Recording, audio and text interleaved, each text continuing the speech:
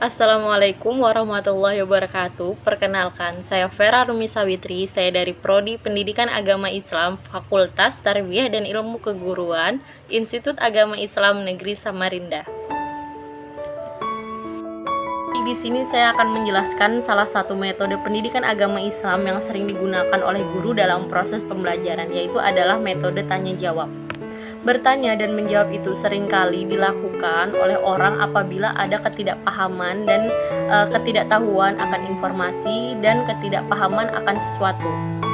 Dan dalam pengajaran, metode ini sering digunakan oleh guru untuk penyajian materi pembelajaran.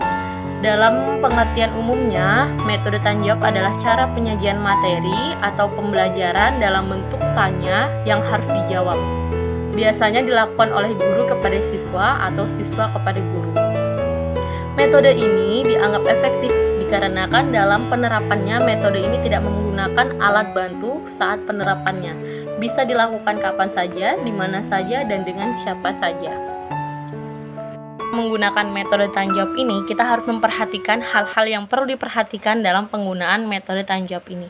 Ada 4 hal yang perlu diperhatikan dalam penggunaan metode tanya jawab. Yang pertama adalah materi yang menarik, menantang, serta memiliki aplikasi nilai yang tinggi. Di sini dimaksudkan materi menarik ialah materi yang mampu merangsang pemikiran siswa untuk memiliki rasa keinginan tahu yang lebih dalam terhadap materi yang kita sajikan. Yang kedua adalah pertanyaan bervariasi. Di sini dibagi menjadi 2, yaitu pertanyaan tertutup dan pertanyaan terbuka. Pertanyaan tertutup yaitu adalah pertanyaan dengan satu kemungkinan jawaban. Yang kedua adalah pertanyaan terbuka, yaitu adalah pertanyaan dengan banyak kemungkinan jawaban. Yang ketiga adalah jawaban-jawaban itu diperoleh dari penyempurnaan jawaban-jawaban siswa. Dalam proses belajar mengajar, guru diminta untuk membuat siswa aktif dalam proses pembelajarannya. Salah satu cara yang mampu membuat siswa itu aktif dalam proses pembelajaran ialah mengajak siswa atau memberikan kebebasan siswa berargumen sesuai pendapat dan pengetahuan serta ilmu yang ia miliki. Dengan begitu, maka siswa akan aktif dalam proses pembelajaran. Yang keempat adalah dilakukan dengan teknik bertanya yang baik. Teknik bertanya yang baik di sini seperti menggunakan bahasa yang sopan santun dan bertutur kata baik, tidak menggunakan kata-kata yang kasar.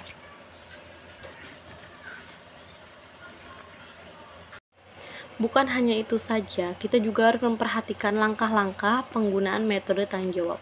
Di sini ada 5 langkah-langkah penggunaan metode tanya jawab. Yang pertama adalah tujuan tanya jawab itu harus jelas, baik berbentuk khusus ataupun berpusat pada tingkah laku siswa.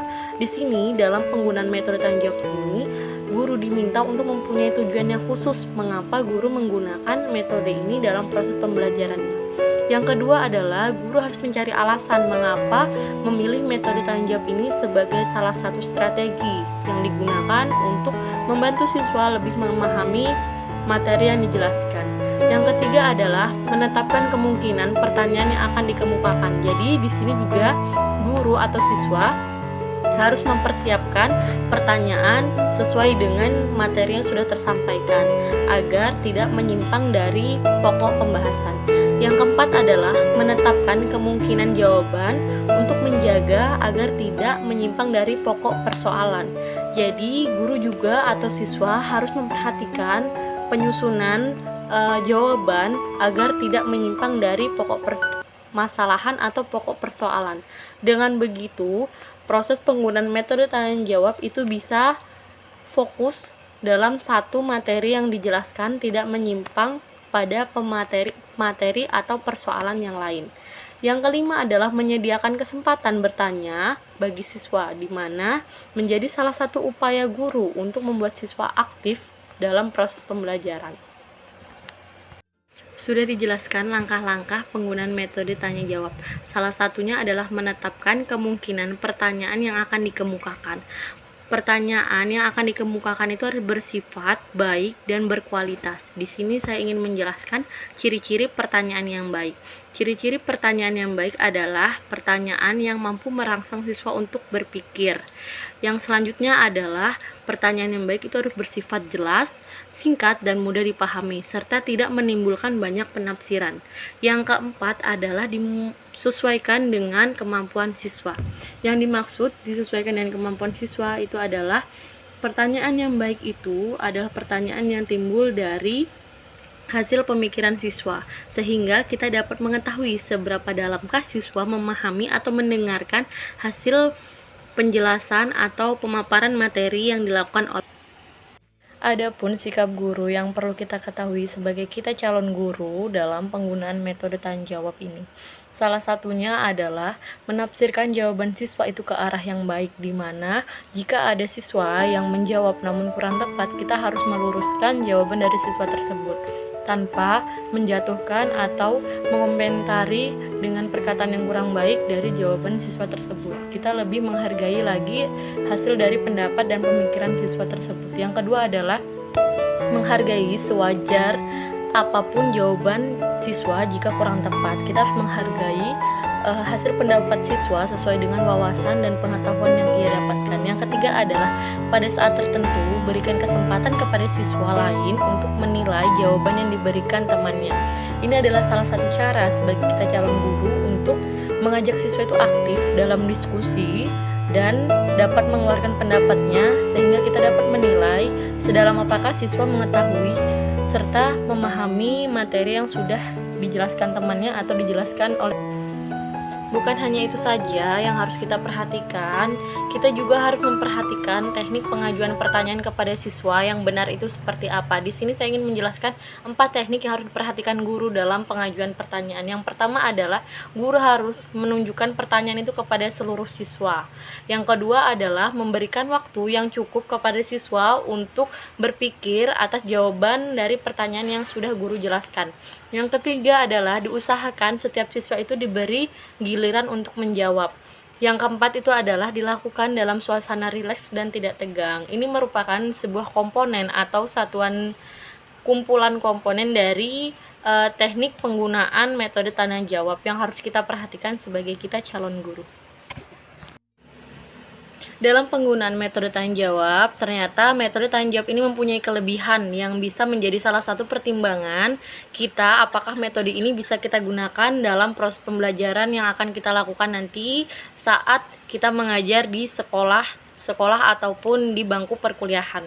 Nah, di sini adapun kelebihan metode tanya jawab yang pertama adalah pertanyaan itu dapat menarik dan memusatkan perhatian siswa. Yang kedua, kelebihan metode tanya jawab ini adalah merangsang siswa untuk melatih dan mengembangkan daya pikir termasuk daya ingatannya. Yang ketiga adalah mengembangkan keberanian dan keterampilan siswa dalam menjawab dan mengemukakan pendapat. Yang keempat adalah metode ini dapat mengetahui kemampuan berpikir siswa dan kesistematisannya dalam mengemukakan pokok-pokok pikiran dalam jawabannya. Nah, yang keempat adalah metode ini dapat mengetahui sampai sejauh manakah penguasaan siswa tentang apa yang sedang atau telah dipelajari. Yang terakhir adalah metode ini dapat dijadikan sebagai suatu pendorong dan pembuka jalan bagi siswa untuk mengadakan penelusuran lebih lanjut dalam rangka belajar kepada berbagai sumber belajar. Itu termasuk kelebihan metode tanya jawab yang bisa kita jadikan pertimbangan apakah metode ini cocok untuk kita gunakan dalam proses pembelajaran.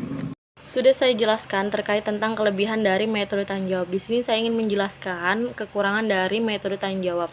Di sini ada 7 kekurangan dari metode tanya jawab. Yang pertama adalah siswa itu sering merasa takut, di mana dalam penggunaan metode jawab, siswa diharuskan untuk bersifat aktif dalam keikutsertaan berpendapat dan berargumen. Di sini adalah tugas guru untuk mengajak siswa agar siswa itu dapat memberanikan diri untuk berargumen, mengeluarkan pendapatnya sesuai dengan wawasan yang ia miliki.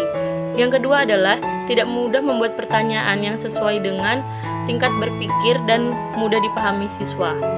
Jadi kita sebagai calon guru, kita juga harus mempertimbangkan pertanyaan yang akan kita berikan kepada siswa. Apakah siswa sudah memahami dari pertanyaan yang akan kita ucapkan tersebut atau yang akan kita berikan kepada siswa. Yang ketiga adalah waktu yang sering banyak terbuang. Jadi di sini menurut saya kita harus mengisi waktu-waktu terbuang tersebut dengan memberikan wawasan-wawasan tambahan agar siswa itu mempunyai wawasan yang lebih jauh terkait tentang pembahasan atau materi yang kita sampaikan.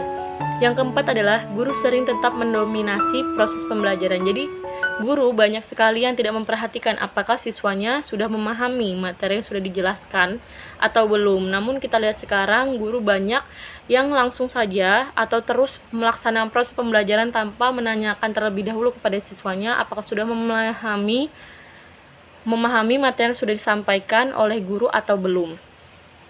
Yang selanjutnya adalah kurang waktu untuk memikirkan jawaban. Jadi di sini kurangnya waktu tersebut mengganggu siswa dalam mempersiapkan jawaban. Jadi sehingga jawaban yang dilontarkan siswa itu kurang efektif dan kurang tepat. Nah, yang keenam adalah tidak cukup waktu untuk memberikan pertanyaan kepada setiap siswa. Dikarenakan ini, maka siswa itu sering sekali tidak mendapatkan giliran untuk berargumen, serta mereka sering ketertinggalan penambahan wawasan atau ketertinggalan dalam upaya penyampaian pendapat serta wawasan yang mereka dapatkan. Yang terakhir adalah dengan tanya jawab, kadang-kadang pembicara itu menyimpang dari pokok persoalan. Ini adalah tugas guru untuk membawa sebuah jawaban yang dilontarkan oleh siswa ke pokok-pokok yang lebih baik lagi, atau jika menyimpang, kita sebagai calon guru, kita harus membenarkan jawaban siswa tanpa menjudge bahwa jawaban dari siswa itu salah. Selanjutnya, saya akan menjelaskan manfaat dari metode tanya jawab. Metode tanya jawab itu mempunyai 4 manfaat. Yang pertama adalah pertanyaan itu dapat mengembangkan minat dan motivasi belajar siswa, serta mampu menghubungkan pelajaran lama dengan pelajaran yang baru. Yang kedua adalah pertanyaan ingatan yang meminta jawaban yang bersifat pengungkapan kembali itu dapat memperkuat ingatan antara pertanyaan dengan jawaban. Yang ketiga adalah pernyataan atau pertanyaan pikiran yang meminta jawaban yang harus dipikirkan, menafsirkan, menganalisis, dan menarik kesimpulan dapat mengembangkan cara-cara berpikir yang logis dan sistematis.